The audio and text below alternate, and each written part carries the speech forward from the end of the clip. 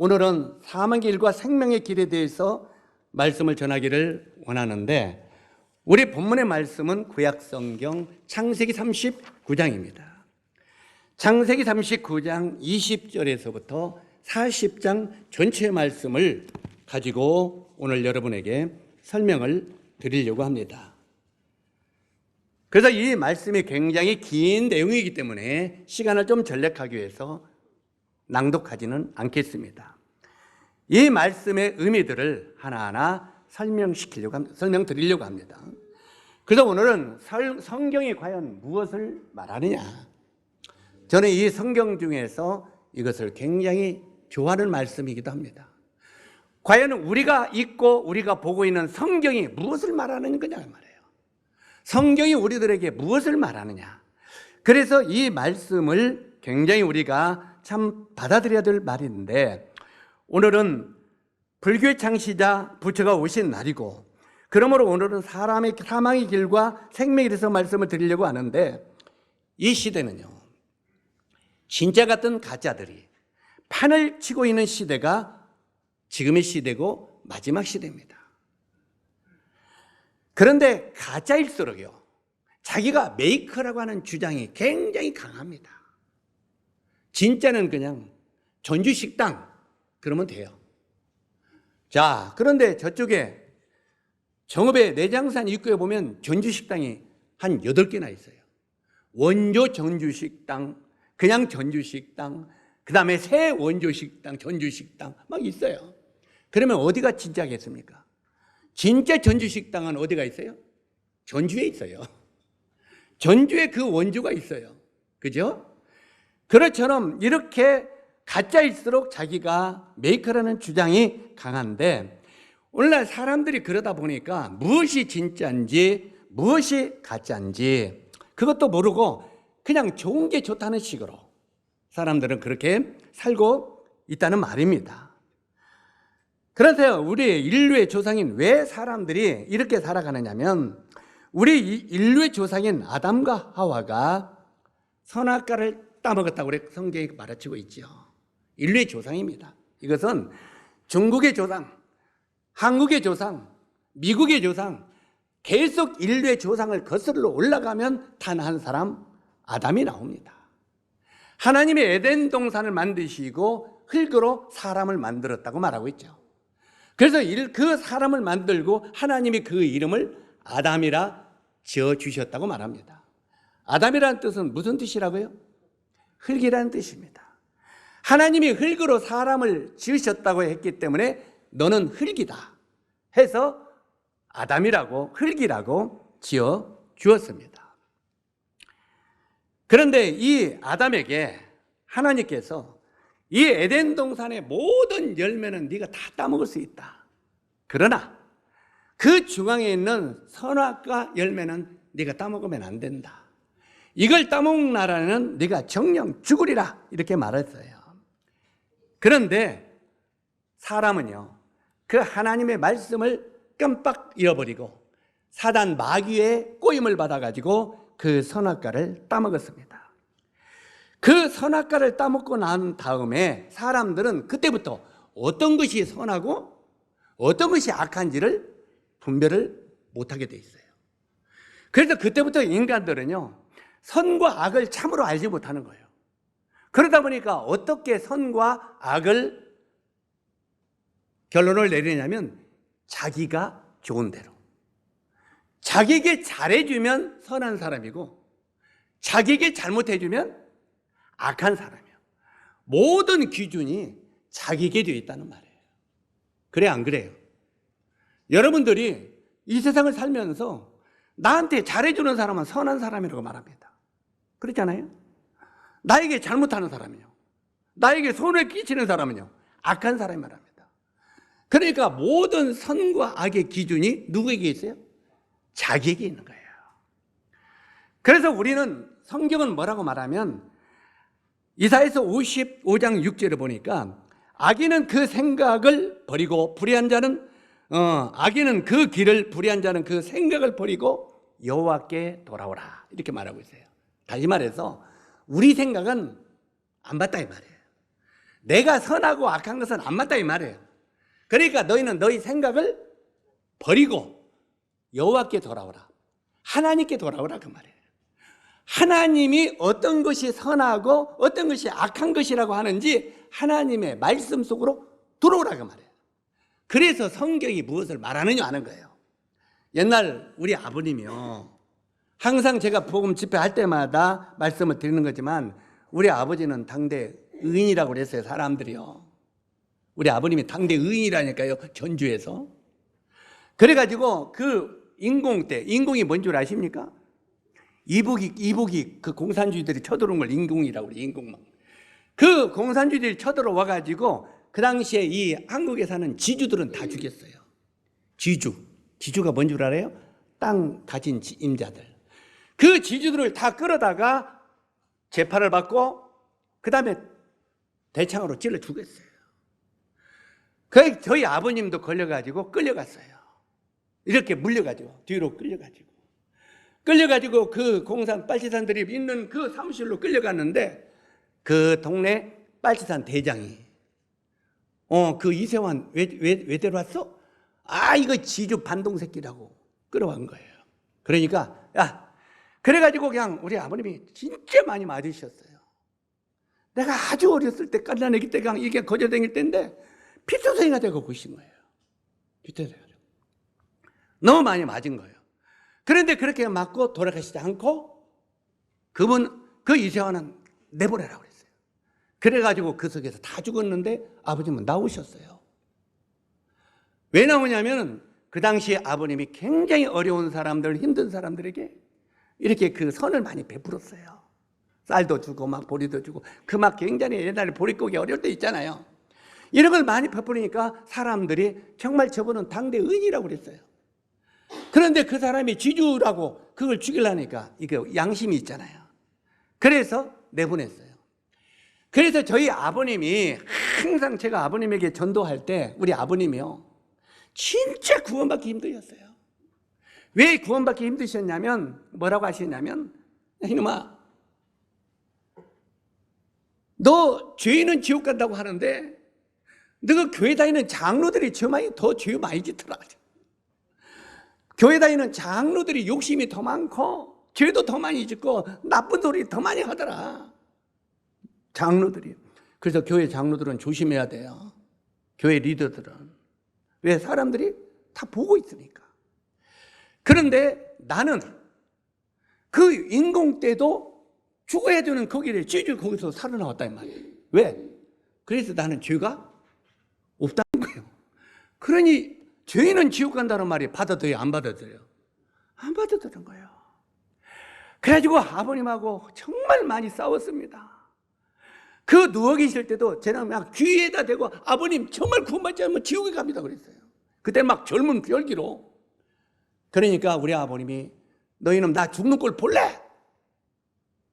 왜 다른 말은 다 좋은데 너 지옥 간다는 이 소리만 하냐?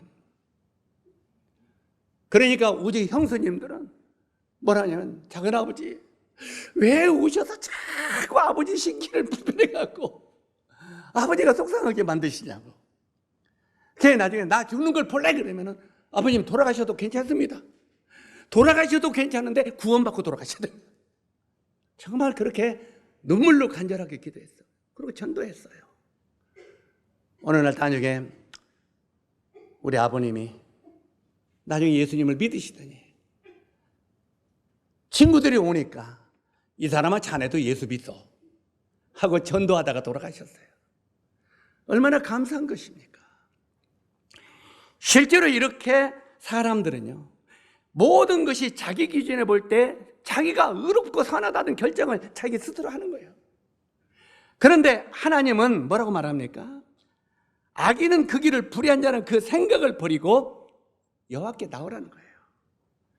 그러니까 우리 아버님이요, 더 한번 생각해 봅시다. 뭐라고 하냐면, 내가 예수만 안 맞지, 예수만 안 믿지 사람들이 나보고 죄 없어도 법 없어도 살 사람이라고 한다 그래요. 법 없어도 나보고 살 사람이라고 한다 이 말이에요, 사람들이. 그런데 뭐라 믿어요? 예수만 안 믿지. 그런데 성경은 뭐라고 그랬어요? 성경은 뭐가 죄라고 그랬어요?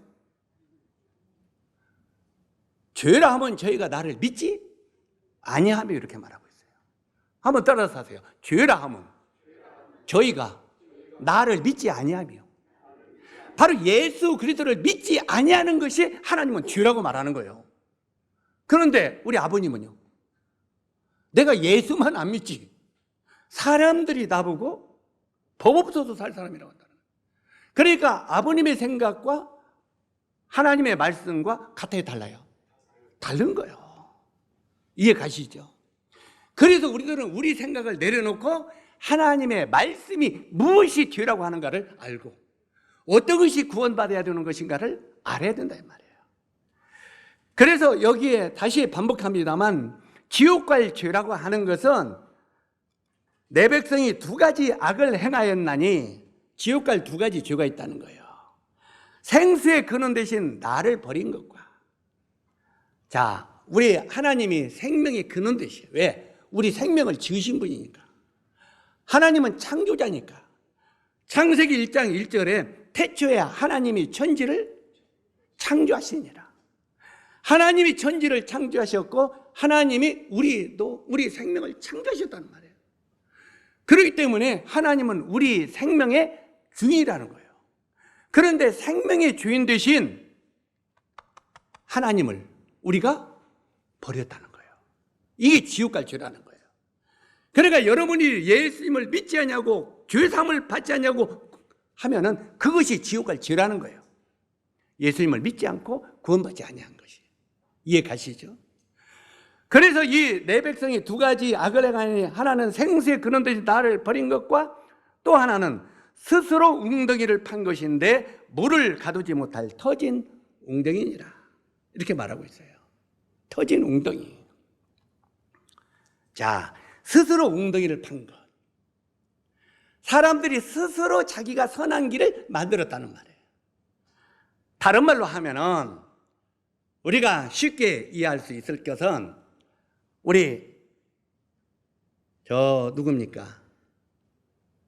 콩쥐팥이 알아요, 몰라요? 아시죠? 우리가 생각할 때 콩쥐가 선해요, 팥쥐가 선해요? 배운 대로 콩쥐가 선하지 않아요. 그런데 이제 잔치집에 가는데 팥쥐 엄마가 팥쥐만 데리고 갔잖아요. 그리고 콩쥐한테 뭐라고 했어요? 너는 이 통에다가 물을 가득하게 채우고 이 잔치에 올라오면 와라. 그런데 그 통에, 그 물통에 밑에가 구멍이 뚫려서 안 뚫렸어요? 구멍이 뚫렸어요. 구멍이 뚫리니까 물을 퍼다가 거기다 부수면 어떻게 돼요? 또 새고, 퍼서 부으면 또 새고 하는 거예요. 그래 하루 종일 물만 퍼다가 부으면은 잔치집에 갈 수 있어요, 없어요? 없어요. 그러면 그걸 보면은 콩쥐가 이거 멍청이야. 그잖아요. 먼저 그 구멍이 뚫린 데다 물 떠봐야 안 된다는 거 알아야 되잖아. 근데 그 당시에는 이게 선한 것이 무엇인가를 가르치려고 하는 거죠. 그런데 이 콩쥐가 계속 물을 떠다 부으니까 물이 계속 빠지니까 그때 우리가 신화로 신령님이 어떻게 도우셨어? 두꺼비를 가지고 왔어. 두꺼비를 끌어다가 두꺼비가 구멍을 밑에서 어떻게 했어요? 덩어리로 막았어요. 이걸 보고 대속이라고 그래요. 대신 막아줬다. 바로 이 물이 빠져나가는 것을 대신 막아줬다 이 말이에요. 대속. 그러면 콩쥐에게 두꺼비는 은인이에요? 악인이에요? 은인이잖아요. 그죠? 대신 막아줬다 이 말이에요. 그래가지고 두꺼비가 막아주니까 그 물이 다 찼어요? 안 찼어요? 요즘에 우리 젊은이들이 콩쥐라고 하면 어떻게 되겠어요? 싫어! 미쳤어 내가 거채우게? 나는 그냥 갈 거야 이럴 거야 지금 같으면. 그죠? 그러니까 요즘에 신시대들이 보면은 콩쥐는 이건 미련하기 짝이 없는 거예요. 그죠? 그러나 어찌하든 간에 우리 그 선한 이야기로서 그 콩쥐가 물을 채우고 떠났다 이 말이에요. 그러니까 이 터진 웅덩이 속에 계속 물을 갖다 퍼무으면 그건 어리석은 행위라 이 말이에요. 이해 가시죠? 그래서 우리가 이렇게 터진 웅덩이를 계속 채우는 것은 이것은 미련한 짓이기 때문에 하나님께서는 이사야서 55장 6절에 악인은 그 길을 불의한 자는 그 생각을 버리고 여호와께 오라 이렇게 말하고 있다 이 말이에요. 그리고 성경에 뭐라고 말하면, 자, 인류의 조상인 아담 때부터 죄를 해서 그 아담의 후손으로 태어난 인간들은 모두 다 죄의 종자로 태어났다는 거예요. 종자가 무슨 종자예요? 죄 종자. 더 쉽게 설명하면 죄의 새끼로 태어났단 말이에요. 예? 우리 오창용 딸 낳았어? 이름을 뭐라고 지었어? 나엘? 성은 뭔가요? 오가? 오가 하지 말고 내 이가 하라. 이가가 더 좋잖아. 실제로 이 자기가 낳은 딸을 오가로 지었죠. 그럼 왜 오가로 지었습니까? 아버지가 오가니까. 아무리 이가가 좋아도 아버지가 오가면 오가가 되는 거예요. 인류의 조상인 아담이 죄를 범하니까 그 후손들은 죄의 씨로 태어났다 이 말이에요. 종자가 죄의 종자다 이 말이에요. 그래서 우리 인간들은 크고 작을 따름이지 이 죄의 종자로 태어났기 때문에 결국은 이 죄의 삭은 사망이다 이 말이에요. 성경은 그렇게 말합니다. 따라서 하세요. 죄의 삭은 사망이요. 이 죄 때문에 사람은 심판받고 죄 때문에 지옥에 떨어질 수뿐이 없는 인간이 되었다 이 말이에요. 죄의 종자로.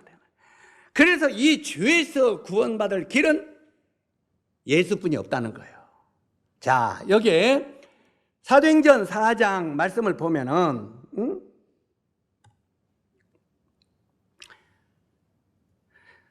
사도행전 4장 12절에 보니까 다른 이로서는 구원 얻을 수 없나니 천하 인간의 구원 얻을 만한 다른 이름을 우리에게 주신 일이 없습니다.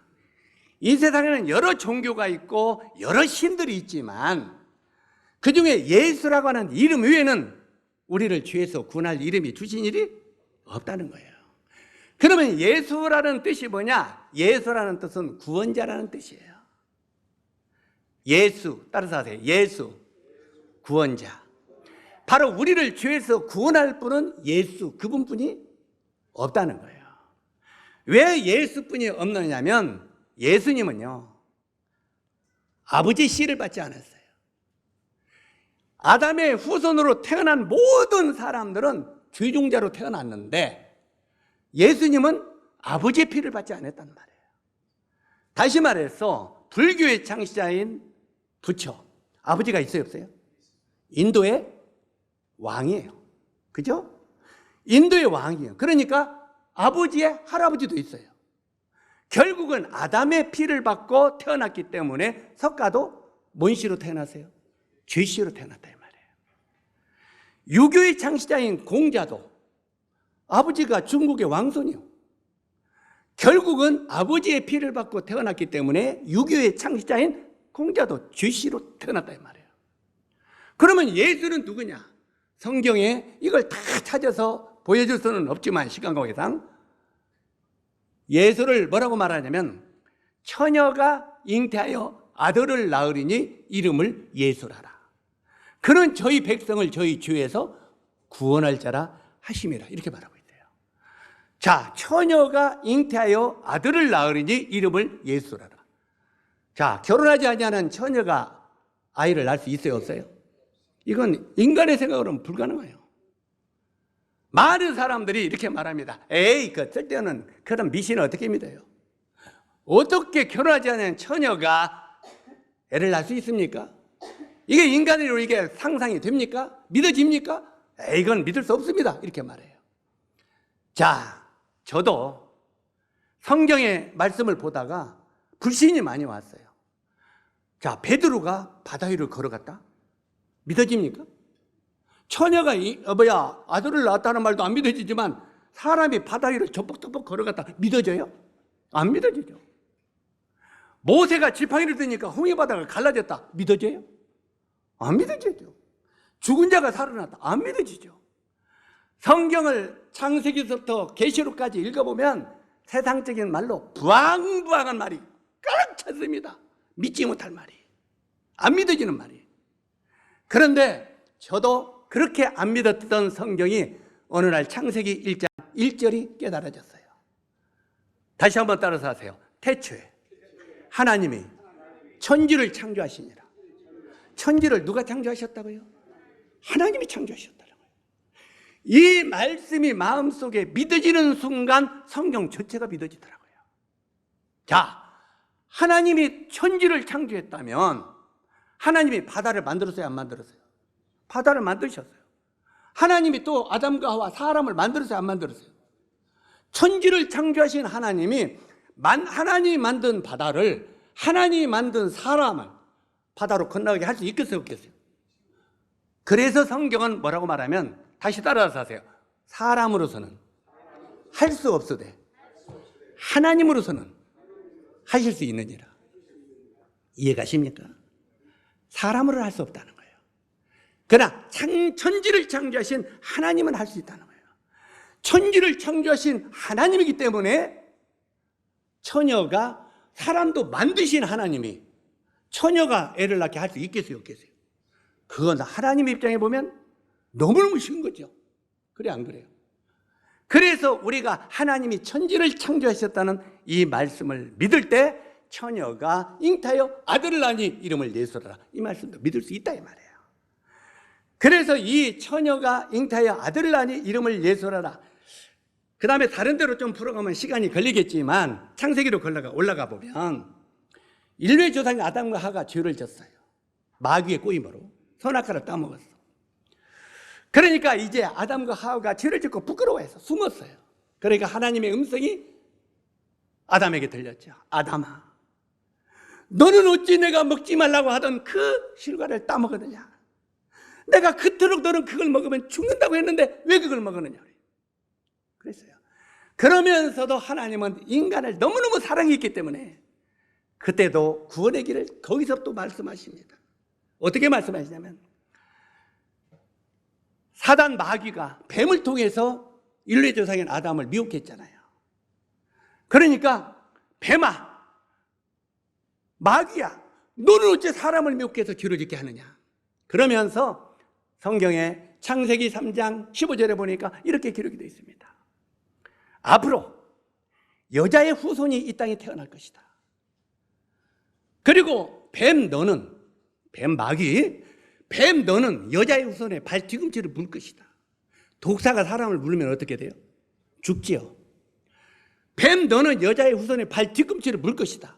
그런데 여자의 후손은 네 머리를 깨뜨릴 것이다. 이렇게 말하고 있어요. 이게 뭔 말입니까? 뱀이, 독사가 여자의 후손으로 태어난 그 사람을 발을 뒤꿈치를 문다는 거예요. 그러면 그가 죽는다는 거예요. 여자의 후손인 처녀가 잉타하여 아들을 낳으니 그 이름을 예수라라. 바로 이 여자의 후손으로 온 예수 그리스도를 사탄 마귀가 십자가에서 죽게 했어요. 발 뒤꿈치로 물어 죽게 했다 이 말이에요. 왜? 예수를 죽이면 자기가 승리할 줄 알고. 그런데 예수 그리스도께서 3일 만에 어떻게 하셨어요? 죽음의 권세를 깨뜨리고 부활하셨다 이 말이에요. 그래서 죽음의 권세가 사라졌다 이 말이에요. 우리 그리스도인들이요, 왜 예수를 믿습니까? 우리가 예수님이 우리 죄를 하여 십자가에 죽으신 거 그것만 받으면 우리가 죄산 받은 게 구원받아, 이것뿐만 아닌 거예요. 그분이 3일 만에 부활하신 이 사실을 우리가 믿지 못하면 우리 신앙은 아무것도 아닌 거예요. 예수 그리스도가 3일 만에 부활해서 우리 사람에게는 죽음의 권세가 깨뜨려졌다 이 말이에요. 여자의 후손의 뱀 머리를 깨뜨린다는 말은 죽음의, 사망의 권세를 깨뜨린다는 거예요. 그래서 우리 주님이 부활하셔서 이제 우리 그리스도인들은 죽어도 다시 살아나 하나님의 나라에 들어갈 수 있는 참된 구원의 소망을 주었다 이 말이에요. 이것 때문에 우리가 구원받고 예수를 믿는 것입니다. 그래서 이 땅에서 우리가 불행하게 살더라도, 이 땅에서 낙이 없더라도, 이 땅에서 별 볼일 없는 인생을 살더라도 우리가 이 땅을 떠나면 영원한 그분의 썩지 않은 그 나라의 영광의 나라가 우리에게 있다는 이 소망이 있기 때문에, 그래서 예수 그리스도를 우리가 믿는 것입니다. 아멘. 실제로 여러분이 이 땅에서 돈 많이 벌고 잘 살라고 예수 믿는 게 아니에요. 수없이 많은 사람들을, 어떻게 사람들을 미혹합니까? 김제교회 오세요. 그러면 여러분 장사 잘 되고 부자 될 것입니다. 이게 기복신앙이라고 하는 거예요. 실제로 예수 믿어. 우리 교회 나오면 막 목사님한테 안수 받으면 병이 고치고, 저 병 고치는 권세 없어요. 이런 거 안 해요. 실제로 우리 교회 나오면 병 고치고, 우리 교회 나오면 뭐 축복받으면 부자가 되고 장사가 잘 되고 막 예? 안수 받으면 장사가 잘 되고. 그런데 우리가 믿고 있는 예수 그리스도가 뭐라고 했습니까? 공중의 새도 거처가 있고 새들도 그 땅속에 여우도 굴이 있다. 새들도 거처가 있고 여우도 굴이 있지만 인자는 머리 둘 곳이 없노라.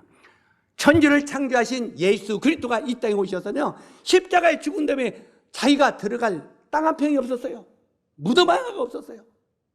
그래가지고 예수님이 십자가에 죽은 다음에 어디에 들어갔습니까? 제자인 아리마대 요셉이 자기가 죽으면 들어가려고 준비해놓은 무덤 속에 예수님을 갖다가 묻었어요. 예수님은 자기 땅도 없었어요. 왜? 천지를 만드신 하나님인데. 예수 믿는 건 부자 되는 게 아니에요. 영원한 그 날의 소망을 위하여 우리가 믿는 것입니다. 아멘. 이걸 착각하지 마세요. 그래서 바로 예수 그리스도 그분만이, 그가 여자의 후손이고 그분만이 구원의 길이 있다고 성경은 말하는 것입니다. 아멘. 자, 오늘이 부처님이 오신 날을 제가 결국 불교를 판단하거나 비방하고 싶은 마음은 없습니다. 그러나 오늘이 부처가 오신 날이고 여기저기서 나오는데, 요즘에는 저기 등도 제가 이렇게 봤어요. 그랬더니 등에도 어린이로 오신 부처님하고 어린이 이렇게 그림을 그려놨더라고요. 우리 예수님을 옛날에는 예수님을 어린이로 이렇게 태어날 때 그걸 그려놨잖아요. 이게 불교도 어린아이를 그려놨더라고요. 이 어린아이가 좀 건전하다고 생각이 들어지는 모양이죠. 그러나 인류들은 전부 다 죄의 종자로 태어났다고 성경은 말하고 있습니다. 그래서 이 불교를 제가 비방하려고 하는 게 아니라, 실제로 제가 전도할 때마다 이걸 한 번씩 보여주는데, 여기 나오는 이분이 누구예요? 불교계 조계종의 종종인 성철 스님입니다. 지금부터 25년 30년 전에 죽었어요. 이분은 불교계 조계종의 종종입니다. 불교도 교파가 많습니다. 불교도 조계종, 천태종, 태계종, 태거종 굉장히 많아요. 교파가. 불교는 하나인 거 아닙니다. 불교도 수십 개 종파가 있어요. 왜 기독교는 교파가 많대요? 예, 불교도 교파가 많고 다 많아요. 그런데 실제로 이 불교계 중에서 한국에는 장로교가 제일 먼저 들어와서 많이 퍼진 것처럼 한국에는 조계종이 제일 먼저 들어왔어요. 그래서 이 조계종이 한국에는 제일 큰 종정이 됐어요. 교파가 됐다 이 말이에요. 그래서 이 조계종의 종정인 성철 스님이 이 땅에 와가지고, 그가 종정이기 때문에 이런 굉장히 자기가 해탈의 경지에 이르러 보려고 애를 쓴 사람입니다. 이 사람이 악하게 산 사람이 아닙니다. 어떻게 하면 죄를 안 짓고 어떻게 하면 욕심을 갖지 아니할까, 어떻게 하면 해탈의 경지에 이르볼까 하고 굉장히 노력한 사람이 성철 스님입니다. 바로 이 성철 스님이 유명하게 한 말이 뭐였어요? 산은 산이요, 물은 물이로다. 이것을 산은 산이요, 물은 물이로다. 우리 저기에 다은이가 주일학교에서, 자 여러분 저를 들으세요. 산은 산이요, 물은 물이로다. 그렇게 한번 해서 봐요. 우리 서진이나 저기 하진이가 뭐라고 하겠어요? 산은 산이고 물은 물이지 뭘. 당장 그럴 거예요. 그런데 여기에 성철 스님이 이 말을 할 때 뭐라고 했어요? 기묘막측하다. 놀랍다 그 말이에요. 산은 산이고 물은 물이 맞죠? 그런데 그 말하는 거 그렇게 기묘막측해요? 신묘막측하고? 어찌하든지 신묘막측하고. 그런데 그분이 산은 산이요, 물은 물이요, 그 다음에가 기가 막힌 말을 했어요. 뭐라고 했어요? 사단은 본시 부처다. 불교계의 최고 어른인 불교계 조계종의 종정인 부처는 누구라고요? 사탄 마귀라는. 이건 제가 판단하는 게 아니에요. 그 교파의 최고 어른인 성철 스님이 부처는 사탄이라고 말했어요. 자기가 거기서 이 부처를 알아보라고 노력하고 보니까 나중에는 결국은 부처는 사탄 마귀더라 이 말이에요. 그 사람이 한 말이에요. 얼마나 놀라운 말입니까? 여기에 이분이 이 신문에 조선일보에 나오는 이 말을 읽어보면 뭐라고 했습니까? 성인과 악마는 부질없는 이름이니 공자와 도적이 손을 맞잡고 태평성대 축복합니다. 이게 뭔 말입니까? 자기가 해탈의 경지에 이르려고 열심히 돌아봤는데 어떻게 하면 죄를 안 지려고 노력해 봤는데 악마나 공자나 그놈 도적이나 그놈이더란 말이에요.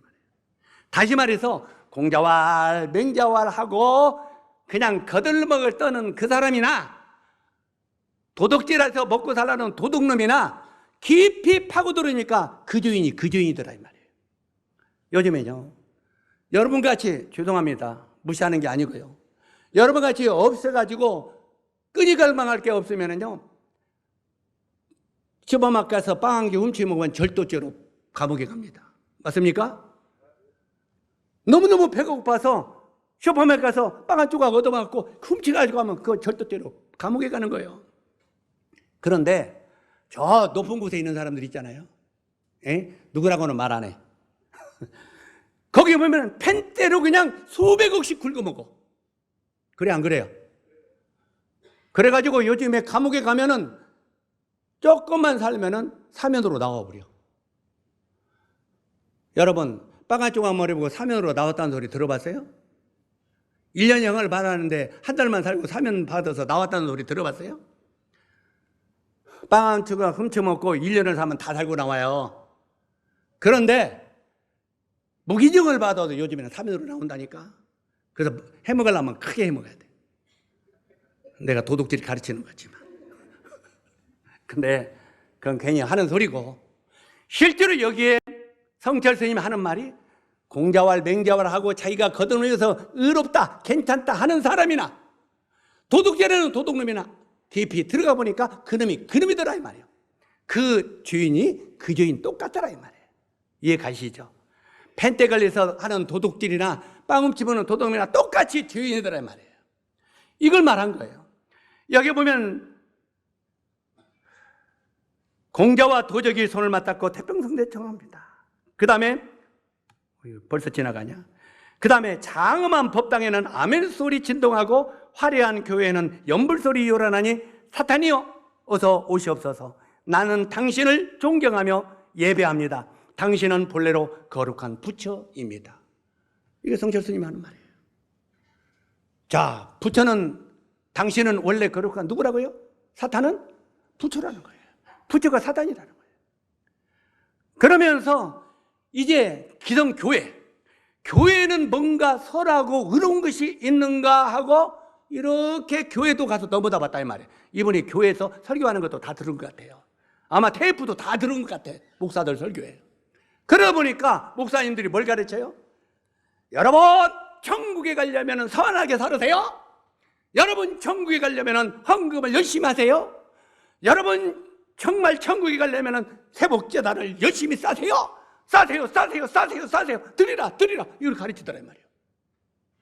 교회 가서 넘어다 보니까 자기가 속해 있는 불교에 가 보니까, 자, 신도 여러분이 극락세계에 가려면 적선을 많이 하고 사세요. 자비를 베풀고 사세요. 여러분, 공양미를 열심히 바치세요. 오직 하면 십정전이도 공양미 300성을 바쳐야 눈을 뜬다고 가르쳤겠어요. 안 바치면 눈을 떠 못 뜨는 거예요. 그것도 바쳐야 돼. 모든 종교는 바치라, 드리라 이걸 가르치더라 이 말이에요. 그러니까 이 성철 스님이 교회에서 설교하는 것이나 불교에서 연불하는 소리나 그것이더라 이 말이에요. 이것이나 저기서 보니까 거기에 참된 구원의 길이 없더라 이 말이에요. 이걸 깨달은 거예요. 구원의 길이 없더라 이 말이에요. 교회도 구원의 길이 없고 법당에도 구원의 길이 없더라 이 말이에요. 연불 소리나 기도 소리나 그 소리더라 이 말이에요. 자, 그러면서 이분이 뭐라고 말합니까? 사단이여 어서 오시옵소서. 나는 당신을 존경하며 예배합니다. 당신은 본래 거룩한 부처입니다. 자, 그러니 불교는 누구를 믿어요? 누구를 믿는 거예요? 사탄 마귀를 믿는 거예요. 불교가 믿는 신은 사탄 마귀요. 그분이 말한 거예요. 제가 말하는 게 아니라. 실제로 이렇게 자기가 선한 길을 걸어가려고 애를 썼던 이 성철 스님이 결국은 죽었어요? 안 죽었어요? 죽었습니다. 이 성철 스님이 죽으면서 이제 그가 마지막 유언을 남깁니다. 이 불교계는 유언이 열반송이라고 말해요. 열반했다 그래요. 열반했다. 죽었다 이 말이에요. 그래서 이 열반송은 유언을 남겼다 이 말이에요. 죽으면서.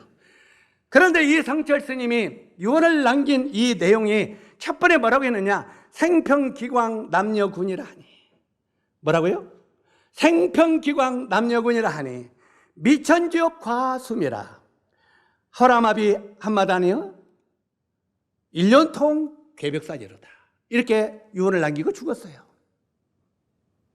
자, 많은 사람들이 부처님이 오셨다고 난리를 치고 있는데 이 성철 스님이 죽으면서 마지막 유언을 남긴 내용이 이렇게 남긴 거예요. 그러면 이 유언이 우리가 뜻을 풀이하면 어떻게 되어 있습니까? 이 뜻을 풀으면은 생평기광 남녀군이라 하는 말이 뭔 말이냐면 일생 동안 나는 남녀의 무리를 속이면서 살았다. 이렇게 고백하는 거예요. 자, 성철 스님이 일평생 동안하면서 남녀의 큰 무리를 어떻게 하면서 살았다고요? 속이면서 살았다는 거예요. 사람은 죽으면 정직해지는 거죠. 자기가 한 지난 과거들을 돌아보면서. 그러면서 왜 자기가 남녀의 무리를 속이면서 살았냐면은 자비를 베풀면은 너희가 극락에 간다. 여러 가지 자산 사업을 많이 하고 공양미를 많이 바치면 해탈의 경지에 이르란다. 그리고 자기한테 만나려면 몇 번 절하라고요? 1000번을 절하라면 해탈의 경지에 이른다고. 자기도 그렇게 했다고. 여러분 1000번을 한번 경배해 보세요. 1000번을 엎드려 경배하면 무릎이 꺾이고 다 까져서 그냥 거기서 쓰러져 기절이 죽어요. 자, 이런 애씀과 노력을 해야 해탈의 경지에 이르고 극락세계에 들어간다고 가르쳤다 이 말이에요. 그런데 자기가 가르치는 그 가르침이 뭐였다고요? 무리를 속이면서 살았다고 말이에요. 이렇게 하면 해탈의 경지에 이르고 극락세계에 들어간다고 사람들을 속이면서 살았다고 말이에요. 그러면서 이분이 미천지업 과수미라 하는 말은 하늘을 넘치는 지업은 수미산을 지나친다. 자기가 지은 지업들이 너무 크더라 이 말이에요. 여기 나오는 수미산은 불교계에서 가장 깊고 가장 험한 산을 말하고 있는데 자기의 죄업이 자기가 일평생 동안 지은 죄가 엄청나게 이렇게 깊은 죄더라 이 말이에요. 자기가 엄청난 지옥 갈 죄인인 걸 깨달았은 거예요. 이가. 그리고 화라마비 한마다니요 하니 이 화라마비 한마다는 말은 산채로 무간지옥에 떨어져서 그 안에 망갈라나 되는도다. 자기가 어디에 떨어진다고요? 지옥에 떨어진다는 거예요. 이 불교계 이 거성이었던 성철 스님이 나는 지금 죽는데 나는 무간지옥에 떨어진다고 가르쳤어요. 무간지옥이 어디입니까? 성경에 요한계시록에 나오면 무적행이에요. 사탄 마귀들이 떨어지고 그를 추종하는 모든 사람들이 떨어지는 것이 무적행이에요. 무적행에는 어두운 구덩, 끝이 없는 어두운 구덩이에요. 이걸 무적행에 자기가 떨어진다고 고백한 거예요. 그러면 성철 스님이 어디 갔어요? 지옥에 떨어진 거예요. 자기가 지옥에 떨어지는 것을 잘 알고 있었다 이 말이에요. 평생. 그러면서 일륜통 괴벽산이로다. 둥근한 수레바퀴 불금을 내뿜으며 푸른 산에 걸렸도다. 나의 인생이 이제는 이 멸망지옥에 떨어지는 그 문턱에 서 있다 이 말이에요. 이렇게 유언을 남기고 그는 죽었어요. 그러면은 기독교는 어떠냐 그 말이에요. 불교는 그런데 기독교는 어떠냐 그 말이에요. 우리가 마태복음 7장 21절로 23절에 보니까 나더러 주여 주여 하는 자마다 천국에 다 들어갈 것이 아니요. 하나님을 안 믿는 사람들이, 예수님을 안 믿는 사람들이 주여 주여 해요 안 해요? 안 합니다. 예수님을 안 믿는 사람들이 왜 주여 주여 합니까? 이 주여 주여 부르짖는 사람은 예수님을 잘 믿는다고 하는 사람들이에요. 그런데 예수님이 직접 하신 말씀이에요. 이 마태복음에 나더러 주여 주여 하는 자마다 천국에 다 들어갈 것이 아니요 하나님의 뜻대로 행하는 자야 들어가리라. 그때 내가 그들에게 밝히 말하되 내가 너희를 도무지 알지 못하니 불법을 행하는 자들아 내게서 떠나가라 하리라. 이거 예수님이 직접 하신 말씀이에요. 자, 예수님을 주여 주여 부르짖는다고 천국 가요 못 가요? 못 갑니다. 우리가 교회를 열심히 다닌다고 천국 가는 게 아닙니다. 오해하지 마세요. 실제로 우리가 열심히 주여 주여 한다고 천국 가는 게 아니라 하나님의 뜻대로 행하는 자가 들어간다는 거예요. 그러면 하나님의 뜻이 무엇인지를 알아야 되지 않겠어요? 이 하나님의 뜻대로 행하는 자야 천국에 들어간다고 하는데 그때 내가 그들에게 밝히 말하되 내가 너희를 도무지 알지 못하니 불법을 행하는 자들아 내게서 떠나가라. 여기에 많은 사람이 천국에 들어가지 못하고 불법 지옥에 떨어진다는데 이들이 뭘 행했다고요? 불법을 행했다고 말하고 있어요. 그러면 이 불법이 뭡니까? 불법은 요한일서 3장 4절에 보니까 따라서 하세요. 죄를 짓는 자마다 불법을 행하나니 죄는 불법이니라. 이 불법을 행하는 자마다 내게서 떠나가라 한다고 했는데 불법은 죄라고 하는 거예요. 다시 말해서 네가 주여 주를 부르면 뭐하고 교회를 열심히 전라도 말로 댕기면 뭐하냐 이 말이야. 예? 실제로 죄사함을 받아야 된다 이 말이에요. 우리가 교회 나가는 게 중요하고 일인 선하게 사는 것은 중요하지만 이것보다 더 중요한 것은 우리가 죄에서 사함을 받아야 된다 이 말이에요. 죄사함 받지 아니하고 구원받지 아니하고 예수님을 아무리 불러도 소용없다 이 말이에요. 그래서 우리가 죄사함을 받아야 되는데 이 죄사함을 어디서 받는다고요? 성경에 보니까 너희가 성경에서 영생을 얻는 줄 생각하고 성경을 상고하거니와 이 성경이 곧 내게 대하여 증가하는 것이다 이렇게 말하고 있어요. 구원받는 길이 어디에 있다고요? 성경에 있다는 거예요. 여러분 성경을 어떻게 취급하십니까? 저는요 아주 혈기방창한 24살에 군대 제대하고 나와서 성경을 읽다가 깨달았어요. 제가 성경을 읽다가 로마서 7장에서부터 로마서 2장부터 읽다가 8장 1절로 2절을 읽으면서 눈이 열렸어요. 내가 죄에서 왜 해방받았는가를 거기서 깨달았어요. 그리고 바로 이 성경을 읽다가 제가 예수 그리스도 그분이 나의 죄를 위하여 이렇게 돌아가셨구나.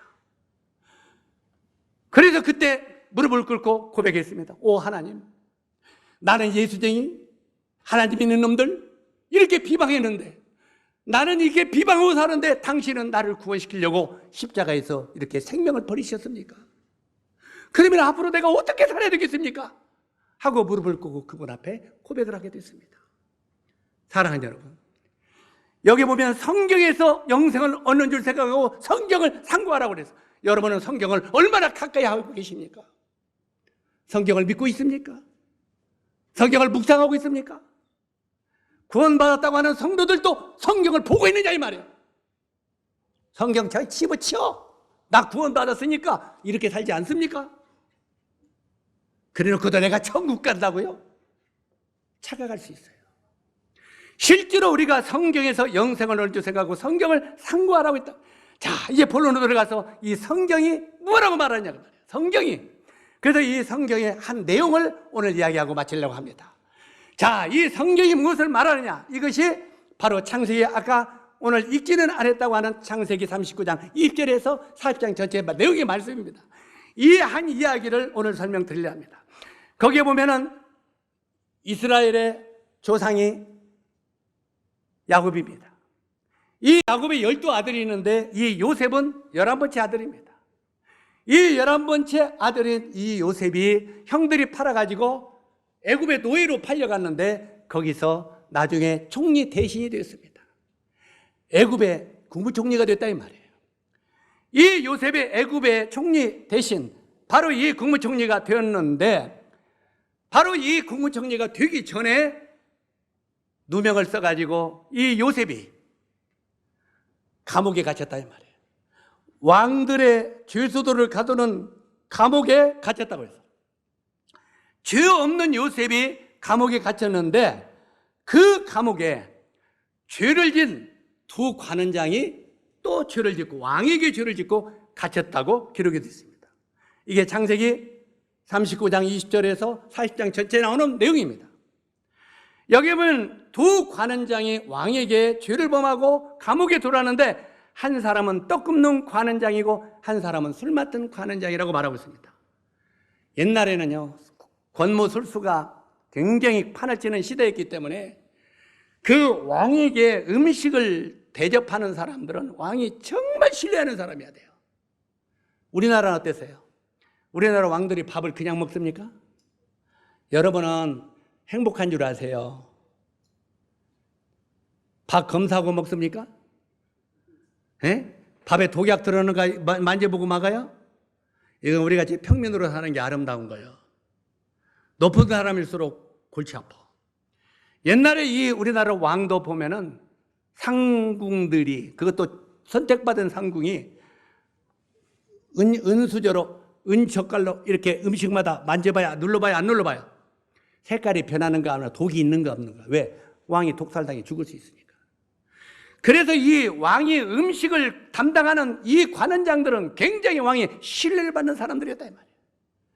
그런데 이 당시 이 애굽의 왕의 술 맡은 자와 떡 굽는 관원장은 얼마나 왕의 신뢰받는 사람이었겠습니까? 그런데도 어느 날 이 두 사람이 뭔 잘못을 범했는지 모르지만 왕에게 죄를 범했다 그랬어요. 왕에게 죄를 범하고 이 떡 굽는 술 맡은 두 관원장이 죄 없는 요셉이 갇힌 감옥에 갇혔다 이렇게 돼 있어요. 자, 그런데 이 두 관원장이 어느 날 하루는 꿈을 꾸었어요. 꿈을 꾸었는데 두 사람이 굉장히 고민 가운데 있더라 이 말이야. 꿈을 꾸고 나서. 그러니까 요셉이 왜 이렇게 얼굴에 수심이 많습니까? 그러니까 내게 말해 보십시오. 그러니까 내가 꿈을 꾸었는데 이게 대체 무슨 꿈인지 모르겠다. 그러니까 요셉이 그렇게 말합니다. 그 꿈을 나에게 말해 보십시오. 꿈의 해석은 하나님께 있지 아니하니까 이렇게 말합니다. 한번 따라서 하세요. 꿈의 해석은 하나님께 있지 아니하니까. 꿈을 누가 해석해 준다고요? 하나님이 해석해 준다. 말해보라. 그러니까 먼저 떡 굽는 관원장이 자기 꿈을 꾼 걸 이야기합니다. 뭐라고 말하냐면 내가 꿈을 꾸니까 내 머리밭에 흰떡 새 광주리가 있더라. 흰떡 새 광주리가 있고 머리 위에 있고 그 광주에 왕을 위하여 만든 각종 구운 식물이 있는데 새들이 내 머리에 광주리에서 그것들을 먹더라. 자, 이 떡 굽는 관원장이니까 왕을 주려고 꿈에 떡을 꾸었다 이 말이에요. 그런데 꿈을 꾸니까 내 머리에 새 광주리가 있는데 새들이 날라와서 그 떡들을 다 먹어버리더라 이 말이에요. 대체 이게 무슨 꿈이냐 이렇게 질문합니다. 자, 이런 떡들이 첫째 광주리에는 배고픕니까? 빨리 해야 밥 먹게. 오늘 떡 없어요? 자, 이 첫 번째 광주리에 이런 떡이 있었단 말이에요. 두 번째 광주리에 이런 떡, 세 번째 광주리에는 이런 떡, 이렇게 광주리에 이런 맛있는 떡들이 가득하더라 이 말이에요. 그런데 이 광주리의 떡들을 누가 와서 먹었다고요?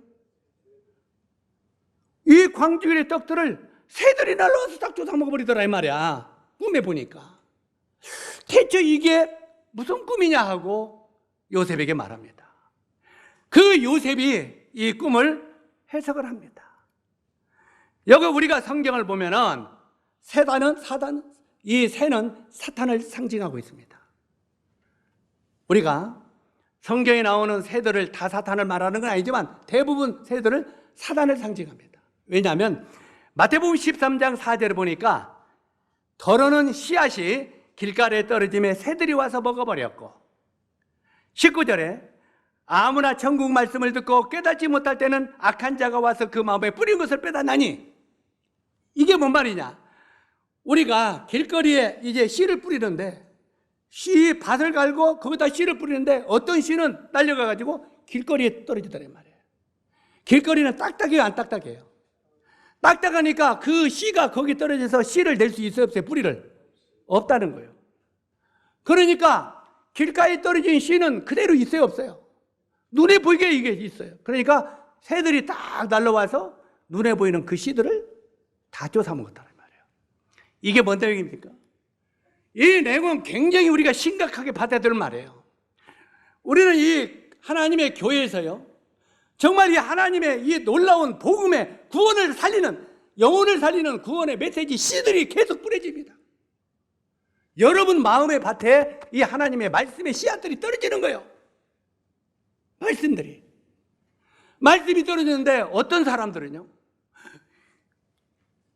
오늘도 듣고 내일도 듣고 다음 주도 듣고 그냥 1년 뒤에도 듣고 5년을 들었는데도 구원을 받지 못한 사람이 있어. 어우 답답해. 그래 안 그래요?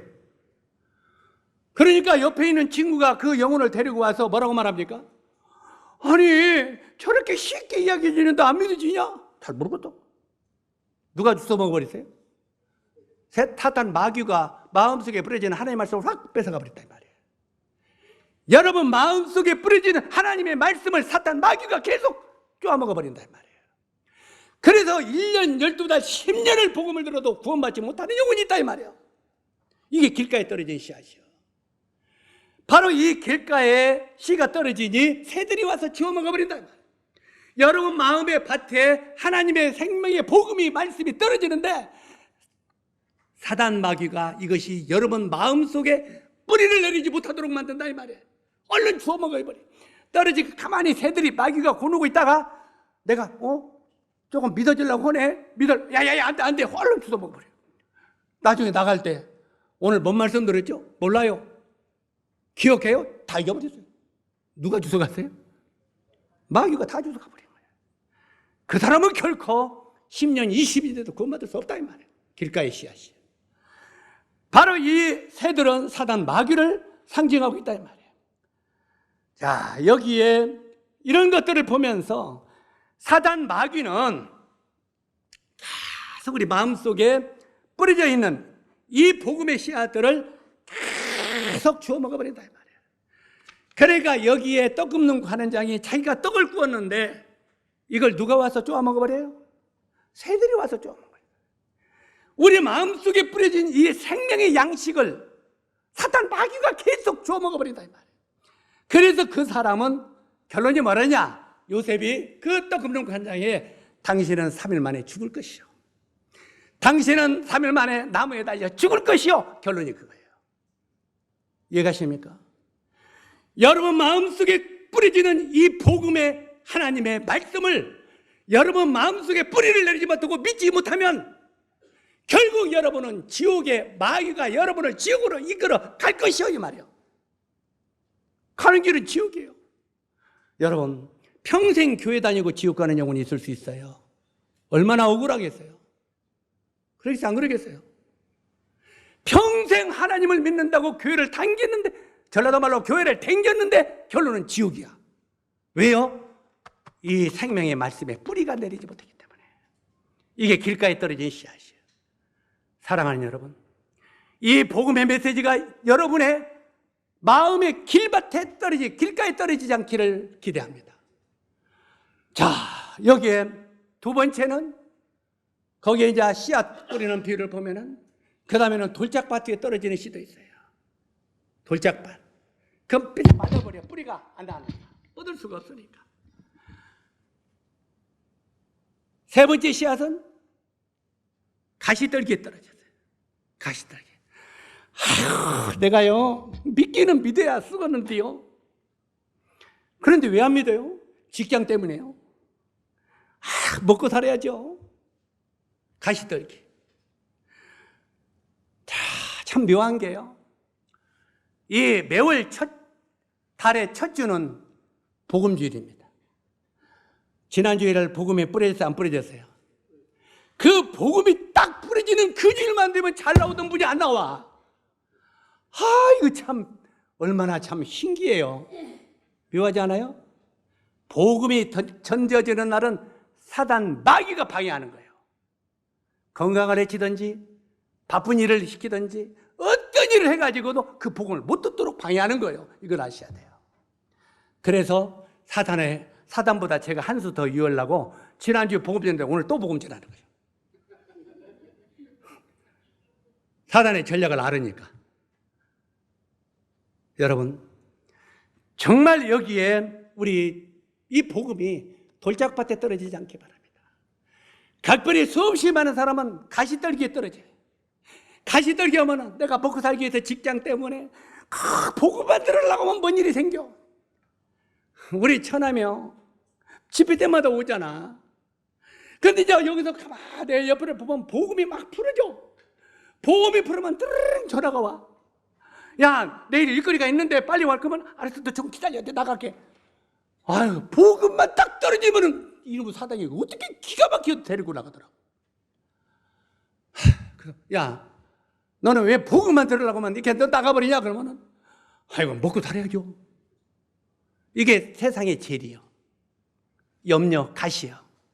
가시 떴기 때문에 희가 거기에 자리 잡지 못한다 이 말이에요. 여러분, 우리 영혼이 무서운 지옥에 떨어지는데 여러분, 하루에 먹고 사는 게 중요합니까?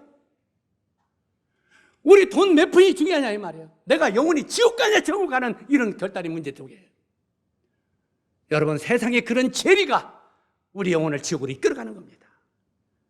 그래서 성경에 보면 마지막에 좋은 밭에 떨어진 씨앗은 100배, 20배, 1000배 열매를 맺는 거예요. 여러분 마음의 밭을 갈고 오 하나님 내 마음에 말씀하소서. 이게 하나님의 진리의 말씀을 내 마음속에 믿겠나이다. 그렇게 고백하고 들으셔야 됩니다. 그리고 받아야 됩니다. 바로 여기에 많은 사람들이 이렇게 자기가 어떤 열심, 아까 이 불교나 종교나 이런 것 같아 자기가 뭔가 열심히 행함으로 말미암아 구원에 이르려고 하는 사람들이 두 가지 악을 행했다고 그랬죠. 한 가지 악은 뭐예요? 생명의 그릇이신 하나님을 버린 것과 하나는 아까 콩쥐처럼 터진 웅덩이에 물을 퍼부는 거. 그래서 여기에 로마서 10장 2절에 하나님께서 이렇게 말씀하셨어요. 저희가 하나님께 열심히 있으나, 수없이 많은 사람들이 교회도 열심히 다니고 열심히 있다 이 말이에요. 열심히 있으나 하나님의 의를 모르고 하나님의 해주신 일을 모르고 자기의 의를 세우려고 힘써 하나님의 의를 복종치 아니하느니라. 수없이 많은 사람들이 구원받는 것도 자기 노력으로 구원받으려고 한다 이 말이에요. 시커먼 죄인들이 무슨 노력으로 구원받아요? 우리가 울릉도에 섬전도를 간 적이 있습니다. 울릉도 서문교회에서 복음을 전하는데 거기 장로들이 4명이 있었어요.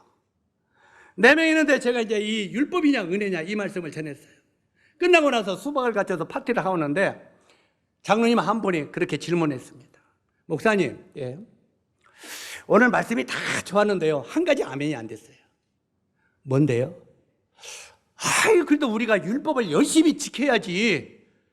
어떻게 우리가 율법을 안 지켜도 됩니까? 이거 질문이었어요. 내가 율법의 행위로는 하나님 앞에 의롭다함을 얻을 육체가 없다고 설명을 했더니 열심히 우리가 노력하면서 율법을 지키고 11조들 열심히 내고 이렇게 해야 구원받지. 그러면 장로님은 천국에 갈 자신 있으십니까? 그거 물어보니까 그러면 장로님은 구원 받으셨습니까? 물어봤어요. 그랬더니 장로님이 뭐라고 대답하지 아세요? 제가 교회를 5개를 지었습니다. 몇 개 지었다고요? 1개도 아니고 5개를 지었습니다. 그래서 아니요, 하늘나라에 갈 수 있냐고요. 제가 5개를 지었다니까요. 그게 뭔 말입니까? 내가 내 열심으로 내 행위로 교회를 5개를 지는 봉사를 했는데 내가 천국 못 가겠냐? 이 말이잖아요. 저는 지금 천국 갈 수 있습니까? 못 가겠습니까? 하고 천국 갈 수 있습니까? 이 질문을 했는데 교회 5개 지었다는 거예요. 이게 바로 저희가 하나님께 열심히 있으나 하나님의 의를 모르고 자기의 의를 세우려고 힘써 하나님의 의를 복종치 아니하는 것, 이 사람이에요. 이해가십니까? 우리의 노력과 우리의 애씀으로는 절대 죄사함을 받을 수 있다 없다? 없다고 성경은 말하는 거예요. 이게 바로 아까 떡 굽는 관은장의 꿈이에요. 자, 두 번째는 누구예요? 술 맡은 관은장이에요. 이 술 맡은 관은장이 꿈을 꿨어요. 술 맡은 관은장이 꿈을 꿨는데 그 앞에 포도나무가 있어요. 포도나무가 있고 가지가 몇 개요? 3가지가 있고, 여러분 성경은 이제 가서 읽어보세요. 이 말씀을 듣고 집에 가서 천천히 읽어보세요. 3가지가 있고 싹이 나고 꽃이 피고 포도송이가 주렁주렁 열렸다고 말하고 있어요. 그래서 이 술 맡은 관은장이 자기 손에 보니까, 여기는 지금 잔에 들었어요 안 들었어요? 그런데 자기 손에 보니까 왕이 자기에게 잔을 하나 줬는데 빈잔이 들어있다는 말이에요. 무슨 잔? 빈잔. 이게 굉장히 중요한 말이에요. 빈잔이 들어있다는 말이에요. 실제로 이 발에 준 빈잔이 있었고 포도주를 그 빈잔에 담아 왕께 올렸다고 말합니다.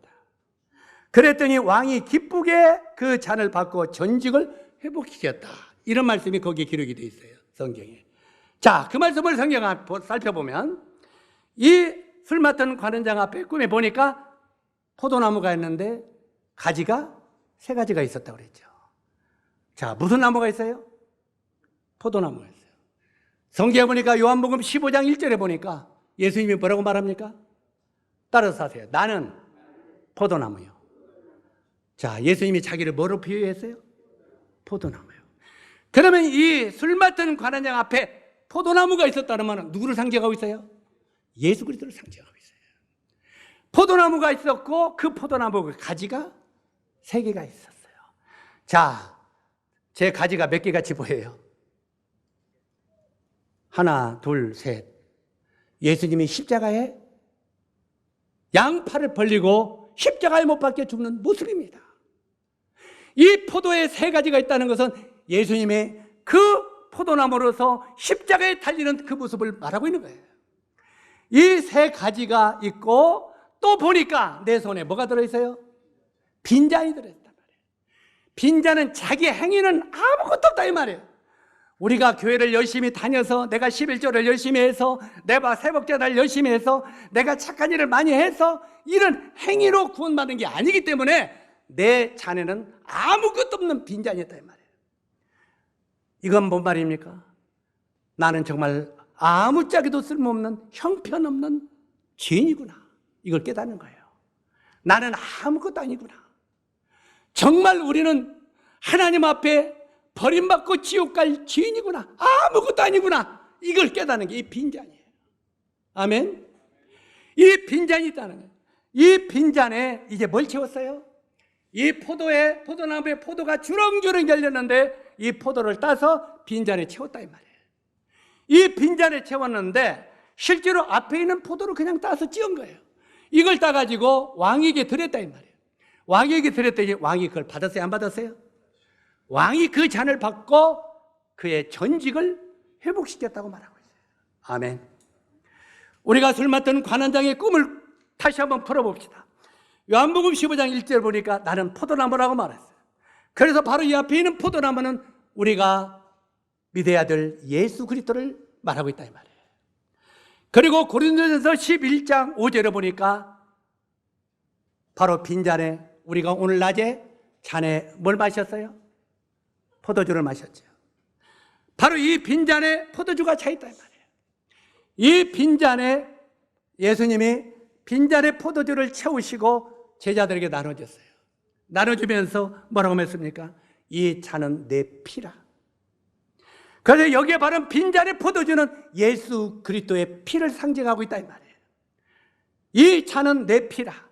그 다음에 히브리서 9장 22절에 모든 율법에 쫓아 거의 모든 물건이 피로서 정결케 되나니 피임이 없인즉 사함이 없느니라. 그리고 히브리서 9장 12절에 보니까 염소와 송아지 피로 아니하고 오직 자기 피로, 누구 피요? 예수 그리스도의 십자가의 피. 이 자기 피로. 그 다음에 말씀이 단어가 굉장히 중요한 말씀입니다.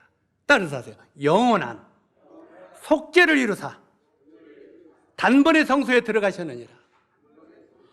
영원한 속죄가 뭡니까? 끝이 없는 죄 용서예요. 예?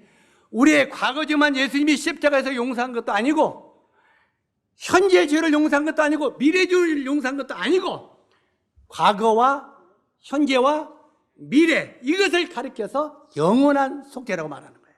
아멘. 예수 그리스도께서 십자가에 피 흘려 죽으심으로 우리의 영원한 과거 현재 미래의 영원한 속죄를 이루셨다 하는 말이에요. 이걸 믿으라는 거예요. 한번 따라서 하세요. 아하, 예수님의 십자가의 피가 내 영원한 속죄를 이루셨구나. 그렇구나. 이렇게 믿으라는 거예요. 아멘. 예수님은 거짓말하지 않은 분이에요. 내가 네 모든 죄를 십자가에 피 흘려 죽으심으로 과거, 현재, 미래 모든 죄를 내가 속죄했다. 다 죄를 씻었다. 그렇게 말씀하셨으니 그 말씀을 그대로 믿으라 이 말이에요. 거기다 따지지 말고 진짜 그랬을까?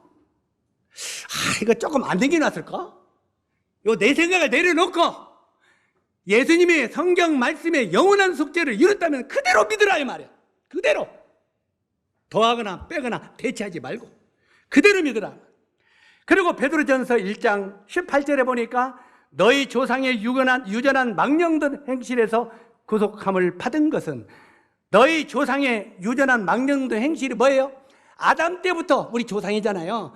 아담 때부터 지은 모든 그 죄를 말이야. 이 모든 죄와 망령된 행실에서 우리가 구원받은 것은 은이나 금같이 없어질 것으로 된 것이 아니요. 교회 갔다가 돈 많이 갖다 바쳐서 구원받는 게 아니고, 아멘. 금이나 은같이 어떤 물질적인 걸 갖다 드림으로 우리가 구원받는 게 아니고, 이 말이에요. 이런 걸로 구속함을 받는 게 아니고, 오직 흠없고 점없는 어린 양 같은 그리스도의 보배로운 피로 한 것이니라. 아멘. 이 말씀을 믿으세요. 오늘 믿으시겠어요? 이 말씀은 그렇구나 하고 마음에 믿으세요. 오늘 여기는 남녀노소 할 것 없이 전부 그렇구나 하고 이 말씀을 마음에 받으세요. 보배로우신 그리스도의 피로 내 모든 죄가 사하셔졌구나, 이렇게 믿으십시오. 이 사실을 믿으면 여러분은 구원을 받게 되는 거예요. 여기 보세요. 요셉과 두 관원장이 나오죠. 두 관원장이 하나님 앞에 뭘 범했어요? 왕에게 죄를 범했어요. 두 관원장이 똑같이 죄를 범했는데 떡 굽는 관원장은 사망의 길로 이르렀어요. 죽음의 길로 갔어요. 술 맡은 관원장은 생명의 길로 갔어요. 똑같이 죄를 졌는데 한 사람은 생명의 길로, 한 사람은 사망의 길로, 두 길이 달랐다 이 말이에요. 어떤 사람은 죄가 더 많고 적고가 없어요. 똑같이 죄를 졌는데 하나는 구원의 길로, 하나는 생명의 길로요. 자, 이제 이 구약은 그림자죠. 신약은 본체입니다. 예수 그리스도 그분이 2000년 전에 예루살렘 갈보리 동산에서 십자가에 못 박혀 돌아가셨어요. 여기 요셉이, 죄 없는 요셉이 감옥에 갇힌 것처럼 예수님은 그가 죄가 없다고 말하고 있어요. 예수님을 십자가에 판결하던 빌라도 로마의 총독이 나는 그에게서 죄를 찾을 수 없노라고 말하고 있어요. 그 다음에 예수님을 십자가에 마지막 못 박는 로마의 백부장이 그는 정녕 의인이었다고 말하고 있어요. 죄가 없다는 거예요. 예수님이 돌아가실 때 양쪽에 있는 두 강도, 오른쪽에 있는 이 강도는 뭐라고 했습니까? 너와 나는, 왼쪽에 있는 강도에게 너와 나는 사람을 죽인 살인 강도, 이런 죽어야 당연한 사람 아니냐. 그러나 예수님을 향하여 이분에게는 죄가 없지 않느냐. 그러면서 이 오른쪽에 있는 강도가 뭐라고 말합니까? 너와 나는 죄 때문에 죽는 것이 당연하지만 이 가운데 십자가에 돌아가시는 예수님은 죄가 없지 않느냐. 그러면 저분은 과연 우리 죄를 위하여 저렇게 돌아가시는 거 아니냐, 이렇게 말하는 거예요. 그러면서 예수님을 향하여 뭐라고 말합니까? 예수여, 당신의 나라에 임하실 때, 오른쪽에 있는 강도가요, 당신의 나라에 임하실 때 이렇게 사람을 죽인 살인 강도가 당시 예수님의 나라가 있는 걸 알았어요, 몰랐어요? 하늘나라가 있는 걸 알았다 이 말이에요. 이제까지 믿지 않고 불신하던 강도, 오른쪽에 있는 강도가 당신의 하나님의 나라가 천국이 있는 걸 알았다 이 말이에요. 그리고 당신의 나라에 임하실 때에 나를 기억하소서. 이 강도가 얼마나 염치 갖고 양심이 갇히게 맞았으면 나를 그냥 기억만 해주세요. 내가 감히 엄두도 못 내고 나는 사람을 죽인 살인 강도입니다. 그런데 내 영혼을 기억해 주소서. 당신의 나라에 임하실 때 나를 기억해 주소서. 나의 영혼을 당신에게 맡깁니다. 이렇게 고백했을 때 십자가에 달리던 예수님이 오른쪽에 있는 강도를 향하여 뭐라고 했습니까? 따라서 하세요. 내가 오늘 나와 함께, 내가 오늘 나와 함께 낙원에 있으리라. 이 강도가 천국 갔어요? 지옥 갔어요? 이거 착한 일을 했어요? 안 했어요? 십자가에 죽을 때까지 나쁜 짓만 했어요. 그런데 마지막 죽음의 직전에 이 강도가 교회 한번 나간 적이 있어요? 없어요? 없어요. 마지막 죽을 때 예수 그리스도가 내 죄를 위하여 피 흘려 죽으신 사실을 믿었어요. 그리고 당신의 나라에 임할 때 나를 기억하셨을 때 예수님이 이 강도에게 내가 오늘 나와 함께 낙원에 있으리라. 아멘. 그런데 이쪽에 있는 강도는요, 당신이 하나님의 아들이면, 당신이 구원해주면 당신과 우리를 구원해 보소서. 당신과 우리를 구원해 보려고 따졌어요. 결국 이강도가 하는 말은 예수님은 침묵을 지켰어요. 이강도 어디 갔어요? 똑같이 죄를 지은 사람이 예수님의 양쪽에 있었는데, 한강도는 영원한 사망의 길로, 한강도는 영원한 생명의 길로. 아까 구약에 술 맡던 관원들과 떡 굽는 관장이 똑같이 왕께 죄를 범했는데, 하나는 멸망의 길로, 하나는 생명의 길로. 똑같이 신약에 죄를 지은 강도들이 하나는 멸망의 길로, 하나는 생명의 길로. 단 그들의 차이점은 예수 그리스도가 십자가에서 그 피로 우리 죄를 사했다는 걸 믿었느냐 안 믿느냐, 이것만 달랐다 이 말이에요. 아멘. 여러분 어떻게 하겠습니까? 이제 여러분은 결정 시간이 남았습니다. 왼쪽의 강도는 사망의 길로 지옥에 갔다 이 말이에요. 오른쪽의 강도는 생명의 길로 천국으로 갔다 이 말이에요. 이제 여러분은 어떤 길로 가겠습니까? 이 결정은 다른 사람이 해주는 게 아닙니다. 이 결정은 아버지가 해주는 것도 아니고, 이 결정은 아내나 남편이 해주는 것도 아닙니다. 이 길은 본인 자기 자신이 선택해야 됩니다. 자기 자신이 믿든지 안 믿든지, 받아들이든지 거절하든지, 그건 본인이 선택해야 됩니다. 남편이 구원받았다고 아내가 구원받는 게 아닙니다. 아내가 구원받았다고 남편이 구원받는 게 아닙니다. 각각 그 행위대로 심판을 받는다고 말하고 있습니다.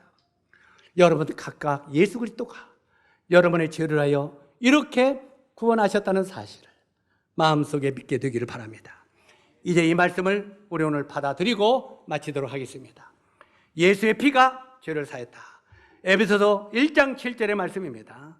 한번 저를 천천히 따라서 하세요. 우리가 그리스도 안에서 그의 은혜의 풍성함을 따라 그의 피로 말미암아 구속 곧 죄사함을 받았으니.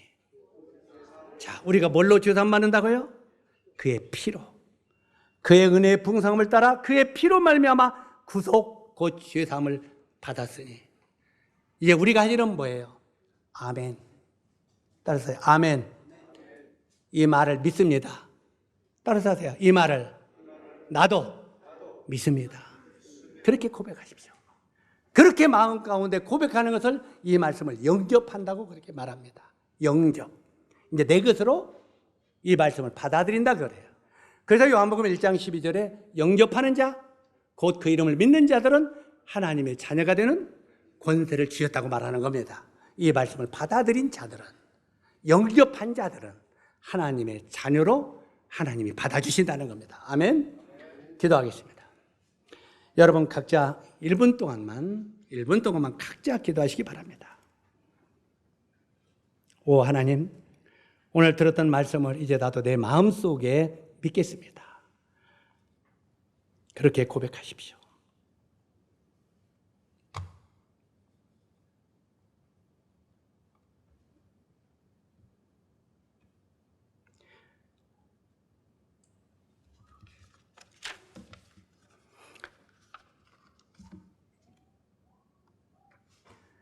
은혜로우신 아버지 하나님, 오늘 사망의 길과 생명의 길에 대해서 오늘 한 종교의 탄생이 된 그날을 기념하는 오늘날에 정말 생명의 우리 주 예수 그리스도를 믿는 것이 얼마나 귀한 것인가를 우리가 여러 모양으로 들었습니다.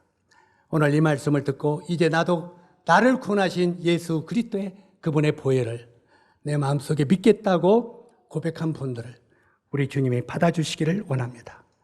그러면 우리 주님이 이제는 네가 이 말을 영접했으면 너도 나의 자녀라고 이렇게 주님이 하실 것을 믿습니다. 우리 이 말씀을 들은 모든 분들은 이제 우리 주님을 영접함으로 말미암아 하나님의 백성이 되고 하나님의 자녀가 되는 특권을 얻도록 도와주시기를 원합니다. 우리 주 예수 그리스도의 귀하신 이름으로 아버지 하나님께 기도드립니다. 아멘.